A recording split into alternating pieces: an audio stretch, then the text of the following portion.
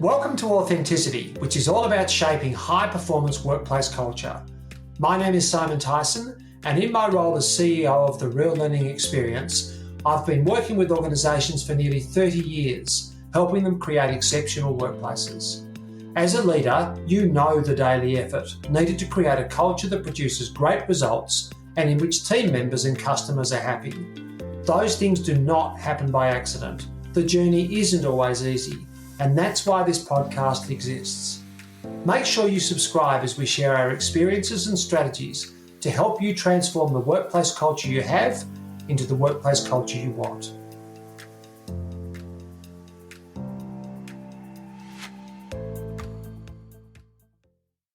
Hi listeners, and welcome back to Authenticity, Transforming Workplace Cultures. Today we have one of our bonus format episodes which we call Front Page Leadership. This format addresses topical subjects within the media that have a strong underlying leadership message within. We take the headlines and the stories and we discuss and extract the leadership lessons to be learnt for our listeners. Before we move on to today's topic, I would like to welcome my co-host Simon Tyson. Hello, Kiralee, and here we are sitting in Adelaide. What a great topic tonight. I'm really interested in talking about what happened with the Essendon Football Club, and I know you've got some background on that. The AFL world was a bit divided last Sunday after watching Essendon football player Darcy Parish blow up at his own team during their tight loss to Port Adelaide. The Bombers were down by 20 points at quarter time after kicking just 6 behinds. A clearly upset Darcy Parish could be seen remonstrating with teammates as captain Dyson Heppell tried to calm him down. Now, video footage emerged, it was live, and then it was all over social media of a fairly heated confrontational discussion between the two of them. It appeared Dyson Heppell was trying to calm him down, Darcy Parish was walking away. What was going on, what was being said, we don't know. As a coach after the game, when asked about it, said he hadn't seen any footage. These were his words. I haven't seen any footage, but I would imagine it's having an honest conversation about how we can get better. That is certainly what I want to encourage amongst our guys. There is enough level of relationship, trust, connection there that I would be really confident that it's done in the right way and about how we can get better and how we can improve.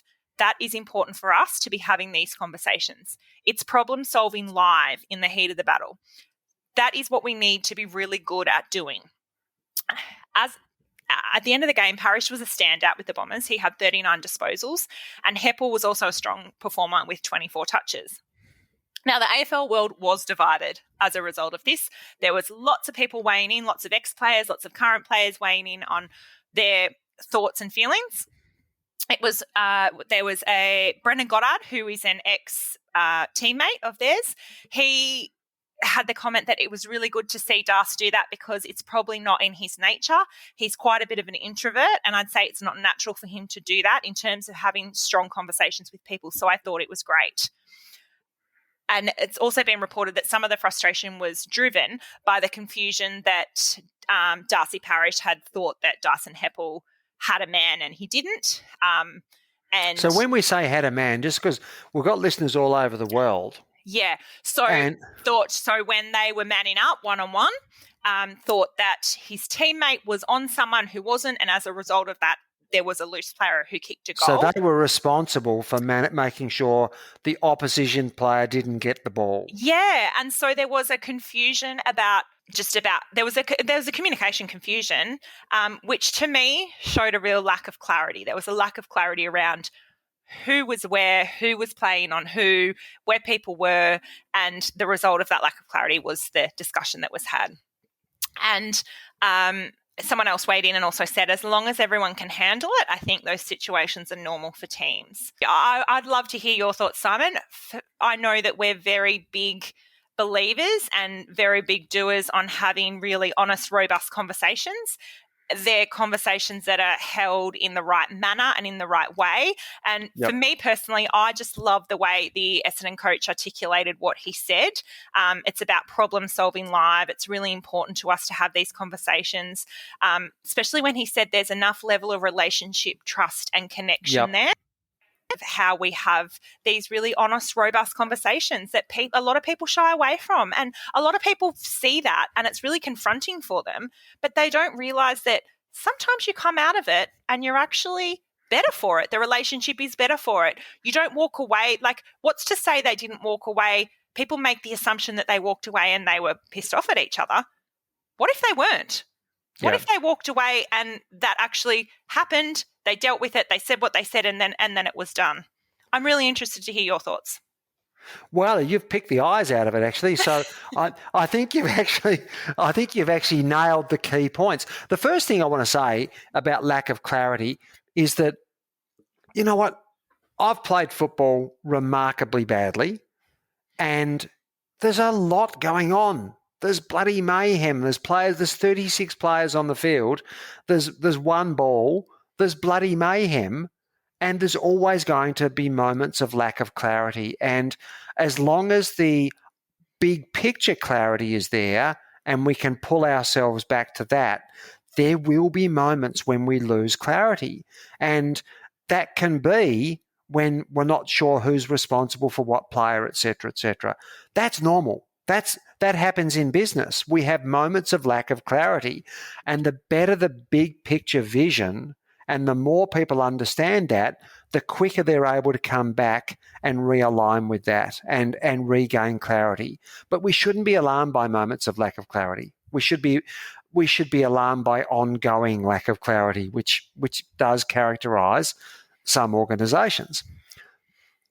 Coming to the incident, and I haven't seen the incident, but I have read about it.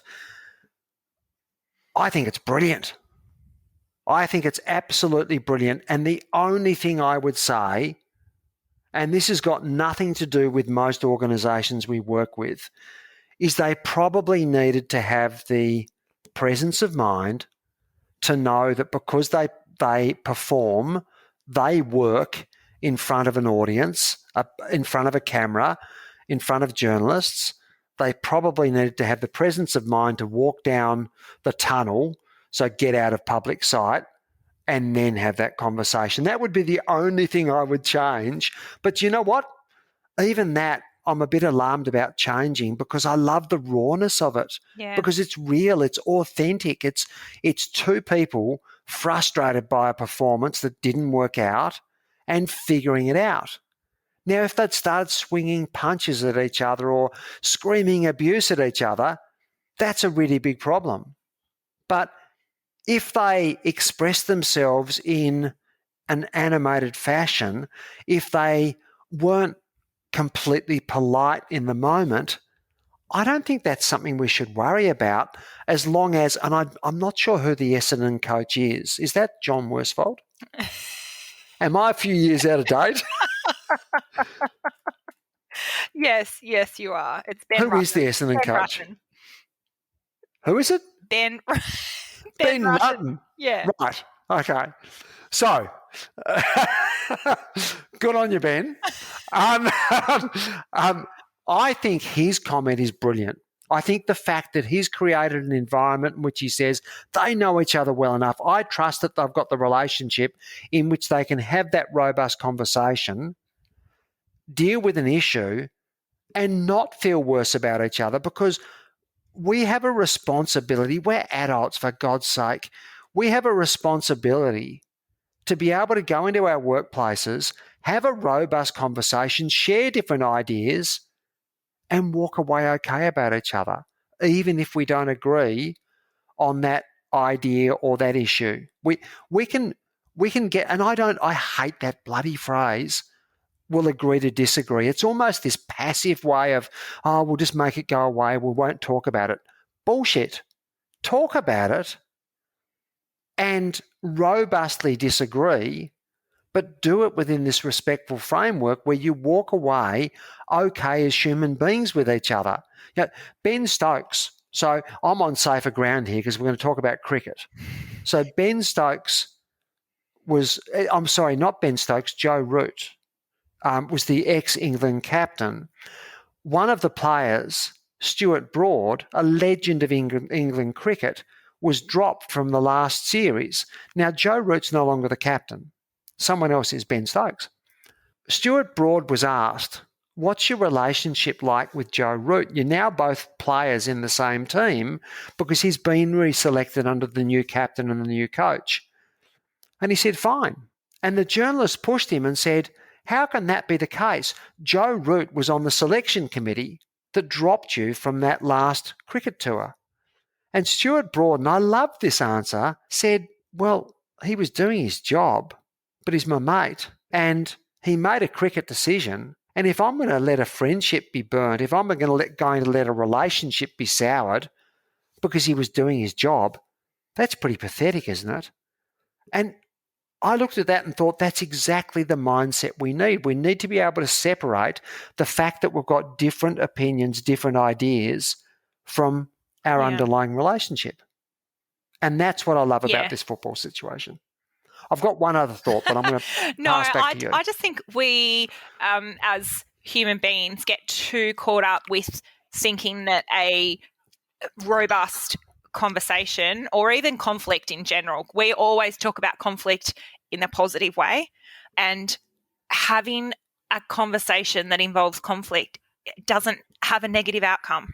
If it's held in a respectful manner, if it's held in a way where you're not deliberately trying to use power or influence or just trying to be awful to the other person, you can actually end up in a better place. And so many people avoid that confrontational discussion because they just associate a negative outcome with it. Everybody saw that video and went, oh, well, how are they going to play as a team? And, how are they going to... Well, that's a bad look. Because they went out and he had 39... one had 39 disposals and the other one had 26 or 24. So it did not impact their game. It did not impact their ability to perform. That is what they are taught, and that is what their mindset is, to have discussions like that. And more people, more organisations, more teams need to have these types of robust, respectful discussions. It doesn't always look pretty, but it doesn't always have to end negatively. Sometimes, if it's held right, you're actually better off after you have these discussions. This bloody obsession with things looking pretty, for goodness sake. Sometimes things aren't pretty. That's the reality. Yeah. When conflict is handled well, it doesn't even look like conflict. That's right. So you and I have conflict all the time, but it never stings because we do it in this framework of a good relationship and respect. So, and when I say we have conflict all the time, we don't always think the same thing. We don't always have the same idea. Yeah. For example, you made me do this podcast right now, even though I said, Kiralee, it's a Thursday evening in Adelaide and I just want a glass of wine. And you know what? We've got different ideas. That's conflict in many people's terms. But I'm bloody glad we did it because it's a great conversation. So good outcomes happen when we're courageous enough to engage in that little bit of conflict. Yeah. And conflict, it's got this rap. It's got this conflict's a bad thing. No, conflict's a bloody great thing. The only two problems with conflict are conflict that's not handled well. So when people don't do it in the right spirit, when they let it become personal and aggressive and all that sort of stuff, and conflict that's avoided. They're the two problems. So these guys have had the courage to deal with this shit. And look, I have no doubt, I don't know, but I still have no doubt that they walked down into the change rooms and they sat and said, you okay, mate? Or they might have not been ready to do that because it might have still stung. But after the game, the next day at the club, they would have sat and said, are we okay? Yeah. And that's a fantastic conversation because sometimes you do disagree and it's important to walk away and sit with that discomfort, but then to check in with each other and say, hey, we're good? Fantastic. I'm really glad we can disagree in a way that's respectful. Let's move on. Yeah. Do you want my second thought? Absolutely. Let's hear it. That coach deserves a bloody statue. So, because his whole attitude is to embrace and encourage healthy conflict. Yeah. And I love the descriptions. I love as I said, you picked the eyes out of it in terms of some of the things he said afterwards. But so often we go into organisations and we have people who avoid conflict because they've got this sense of chasing harmony. So it's a culture of harmony, which is, by the way, the opposite of a culture of accountability. But very often when we look at where that comes from, we've got a manager who actually punishes people for engaging in healthy conflict. So the person who says, actually, I disagree with that, becomes the troublemaker. The person who says to their colleague, I'm not comfortable with your level of performance, ends up in the manager's office being asked, why are you talking to your colleague that way? Yeah. And that's because the manager has such an aversion to conflict that they see conflict as troublemaking. Now, don't get me wrong. In the workplace, some troublemakers are just bloody troublemakers. That's the reality. That doesn't mean every troublemaker is actually a conflict hero in disguise, but sometimes they are. Sometimes they're the person, as long as they do it respectfully, as long as they do it appropriately. And to see the Essendon coach, Ben Rutten, as I now know, not just defending his players, but encouraging them to engage in that sort of behaviour, I think is brilliant. Well, he just named up their culture, really, didn't he? He said he's confident that it was done in the right way and it was about how they can be better and how they can improve. And I think that's, if you have a culture that supports those conversations and not a culture that suppresses those conversations, a culture that suppresses it goes from conflict and becomes tension and then just bubbles under the surface. But if you have a culture that supports those conversations, a culture that educates and teaches the people within the team how to have those conversations and what they look like and within your values framework, only good things happen. Absolutely. Yep. So if they handled it badly and he pulled them up and said, guys, come on, I know you've got different ideas, but I want you to share them in the appropriate way. Brilliant. But if emotions bubble over, and the only something I did see about this, someone said, "Oh, it's an emotional game, so emotion." Yeah. Blah blah blah. Because you know what? Anything you care about's emotional. So people will be in workplaces out there where they're not engaged in some physical sport. It's just as emotional for them. So if it bubbles over, I don't have an issue with that. If someone, in this instance, someone sort of walked off or turned their back, you know what? They're not bloody robots. So if their emotions don't quite work out the way they should in that moment, that's fine. As long as it's got to be within reasonable boundaries. But for goodness sake, we can't penalise people for having human emotions. Let them experience them, let them process it, and let them work through it together. Because, when those two people have that conversation and then sit down afterwards and say, we okay, that was a good conversation. How do you feel about the way we did it? Are we okay to move on? That's really healthy. And what the coach is doing, he's actually creating a climate in which that's okay to happen. And I can only congratulate him for that. Absolutely. And I love the comment, it's problem solving live, because I think we see a lot in what we do and with clients, they tend to just go, oh, no, we'll just forget about that. Oh, no, I won't raise that now. I won't raise that now. I just loved the term, it's problem solving live. It's not, I'm dealing with these issues, it's we're problem solving. And I think that articulates their view on those conversations, that it's not a conversation of disagreement. It's literally problem solving. And they're giving them the freedom to do that. They're giving them the respect. They're giving them the ability. And as a result, they think it's only positive, which I think there's so much to be learnt. The problem solving live is just a great phrase. And, because we see people that are still trying to resolve an issue 3-4 months down the track. And in fact, I've tried to help organisations with issues that have been 10 years old because they didn't problem solve live. It's we didn't have the conversation, but we remained pissed off. And now I've actually realised I'm so pissed off I can't move on. but now it's so out of date that how do I raise it and how do we get And not only how is do we it get out an of date, upside out of but it? random behaviours are now habits.